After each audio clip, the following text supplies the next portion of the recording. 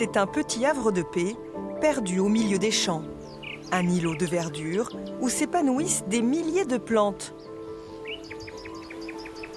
Ses propriétaires, Martine et Hubert, ont consacré leur vie à ce jardin.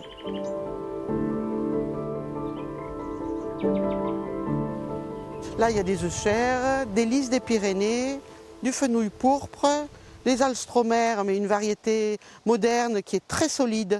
C'est la première fois que j'arrive à l'acclimater dans notre jardin. À leur arrivée, il y a 40 ans, le terrain en friche était envahi de ronces.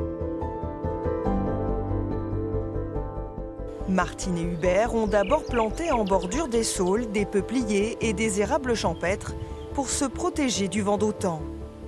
Puis la nature s'est développée dans ce jardin écologique, car ici, les fleurs poussent sans engrais, sans traitement et sans eau.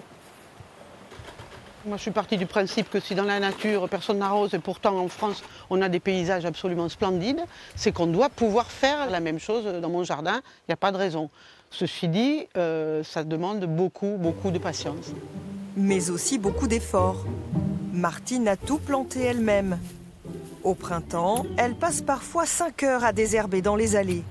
Hubert, lui, s'occupe de la taille. Si on veut un jardin qui vit de lui-même et qui a l'air naturel, il faut que ça soit soigneusement travaillé. Parce que si ce n'est pas travaillé, c'est très rapidement une jungle où seuls les plus forts survivent. Ce passionné de bonsaï a même transformé un chêne en miniature. Ici, la nature est généreuse, une prouesse dans une région habituée aux caprices de la météo. C'est vraiment compliqué parce qu'il y a beaucoup de vent. En hiver, la température peut quand même descendre à -10. Donc ça veut dire que les plantes méditerranéennes, en général, ne supporteront pas. En revanche, en été, il peut ne pas pleuvoir pendant 2-3 mois. Donc les plantes qui aiment bien avoir de l'eau, elles ne supportent pas non plus. Martine et Hubert ont créé un cocon de biodiversité, un petit paradis pour les animaux et les insectes. On trouve une bonne cinquantaine quand même d'oiseaux différents et des milliers d'insectes. Alors les insectes, il y en a des milliers, quoi.